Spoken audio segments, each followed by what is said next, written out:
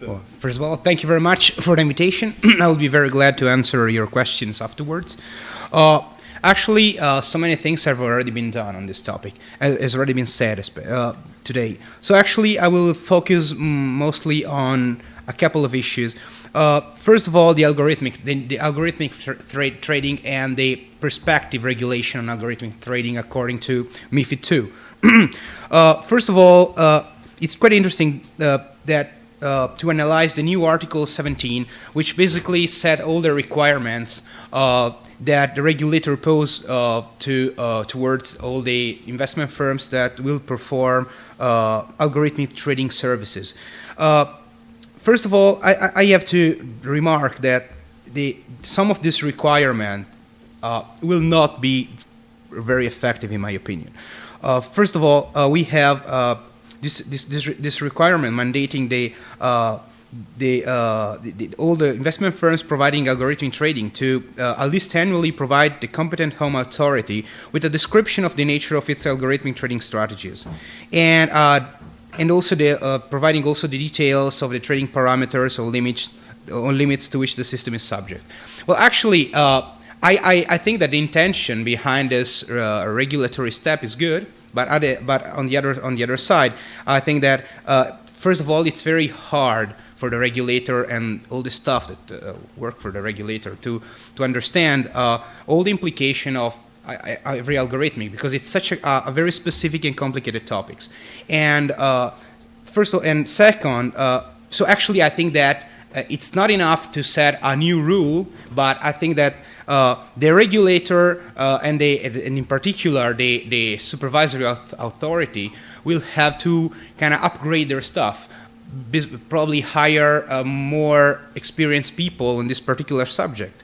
And second, if this requirement, if this kind of disclosure is provided annually or on a periodical basis, such as once a year or even twice a year, well, I don't think it's going to be pretty effective, because actually all the firms that that perform algorithmic trading, they used to upgrade and update their algorithm very often. So actually, it's very hard to set the frequency of the disclosure on an optimal in an optimal way. And second, so basically it will be pretty useless if I require all the firm performing algorithmic trading to disclose their algorithm once a year, and once they are disclosed, they are immediately changed, and so basically even the regulator is gonna, I'm pretty sure that it will take some time for the regulator to properly understand all the implication behind every algorithm, and so I think that it's going to be pretty useless to provide this disclosure just once a year. And on the other side, it's very hard also to force all the firms that are performing this kind of service to disclose their algorithm every time they updating the algorithm themselves. So actually, I think that in my opinion, this is not gonna work very well. Second. It's very hard, even if you have the proper stuff, it's very hard to evaluate all the possible consequences that underlying the use of the algorithm. Just because all of the problems that have been reported, all the problems associated with the use of algorithm trading, they are usually associated with the combination and the interaction of different algorithms used by different firms. And that's exactly what happened, for example, in the famous flash crash of May 6th of 2010. And it's very hard for the regulator to predict all the possible consequences, all the possible set of actions that related to this interaction of every algorithm. So basically, I think that this requirement is going to be pretty void. I mean, okay, it's a signal, it could be a political signal, but in the end, it's very unlikely that the market will be, and especially this segment of the market, will become more transparent and more reliable after, even once this new disclosure requirement will be enforced. Second, well, actually, I this I can change. Yeah, sure. Well, but it's okay. I can even talk. I mean, Move, yeah, we can. Yeah, you see? okay. I was referring to this requirement. Still, another requirement that it's I think it's makes me a little bit doubtful on its effectiveness. It's the one that says that every companies who perform algorithm trading will have to provide liquidity on a regular and ongoing basis on an ongoing basis to the trading venue at all times, regardless of prevailing market condition. Well, I think this is it's pretty unfeasible for the very simple reason that algorithm trading is such a widespread activity. Not all the firms that use that perform algorithm tradings actually offer this kind of services, which is kind of like a market maker service. And so basically, if the regulation will push them to act like a market maker, okay, I think that we will have a situation in which all of the firms that already acted as a market maker, because they acted as a market maker in a specific segment of the market, which is in which is convenient to act as a market maker, they will keep on performing their activities, so nothing will change actually.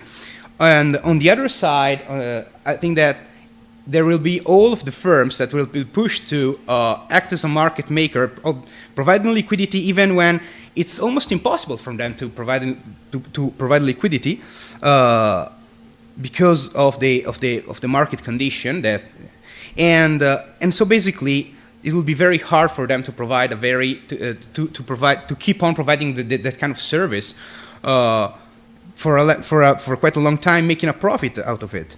And so I think that probably they will stop providing this liquidity. And so basically the regulator, this is a point which can be extended to all of the discussion on market making. We know that there are some market segments or some market regarding specific securities that in which it's possible to act as a market maker, and it's also profitable to act as a market maker. On the contrary, there are other markets, especially when you trade on small securities, in which it's very hard to act as a market maker and make a profit out of it under all of the different market conditions. And so basically, if the regulator really want to push more and more firms to act as a market maker and to provide liquidity, no matter regardless of the market condition, I think that on the other side should provide some incentives to those firms to act like this. And so basically, we will be facing this kind of trade-off between a more competitive market, which is intrinsically profitable, and which different actors will compete with each other, and other markets that are not so profitable and that in the end need to be subsidized. And I don't know if this is actually what we want, through MiFID. I remember that, for example, MiFID, the first MiFID directive was enacted just to promote competition between trading venues and to promote competition in general in the European market. It seems to me that this second MiFID directive is kind of acting. This is just a proposal, of course, but it's kind of acting in the opposite way.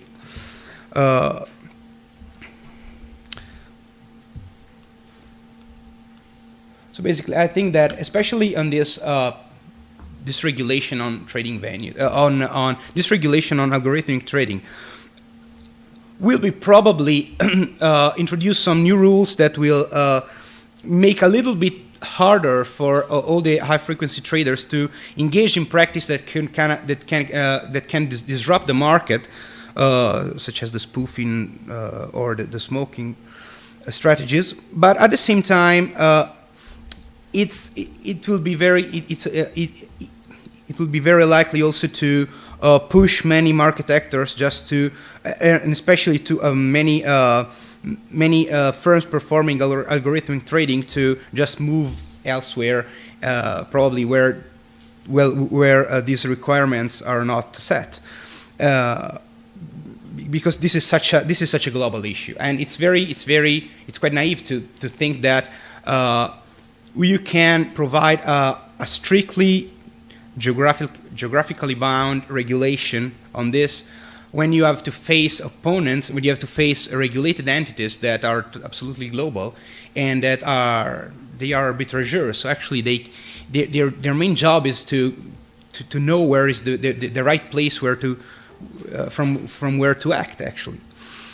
And so basically, I think that this is not going to be the most effective regulation ever if it will be designed like this. And plus, even the provisions that could be quite effective, they are not likely to be so effective if they, in case the supervisory authority will not provide with more staff and staff that is well trained on this peculiar topic, actually.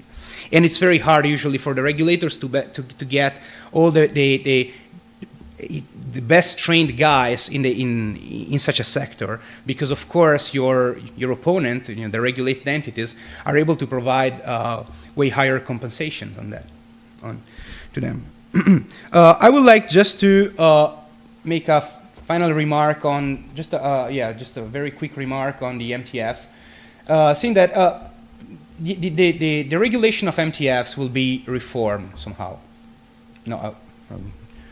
And the only thing that it's really relevant and substantial, it's going to be the fact that even the MTF will have to comply with the system resilience rules.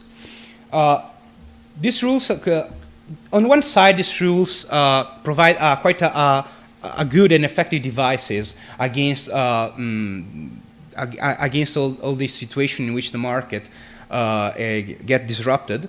But on the other side, all these requirements are extremely costly to comply with, and basically it's like if you are MTF, right, if this rule will become enforced, basically an MTF will have to bear kind of the same cost of a regulated market. And if the primary goal of the regulator is to enhance competition between trading venues, well, I'm pretty doubtful that to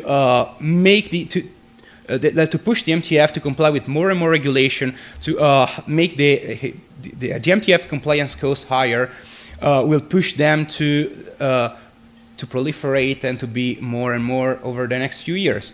I think that on the contrary, if this rule will not be a little bit, if the regulator will not make any some distinction, we will see more and more MTF just moving elsewhere and basically stop operating, operating like we know it. Like we know them. So basically, to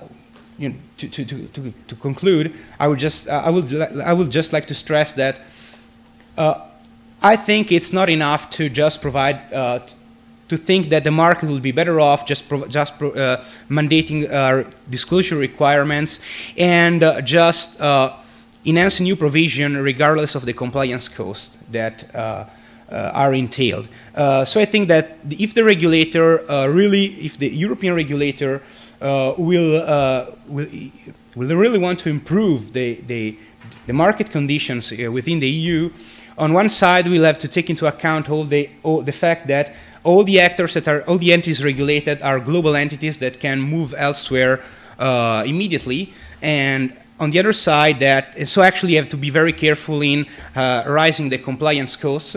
And on the other side, that to implement in a proper way all this provision will require very well trained staff. So basically, all of the authorities will require more and more resources to cope with this difficult task. Thank you.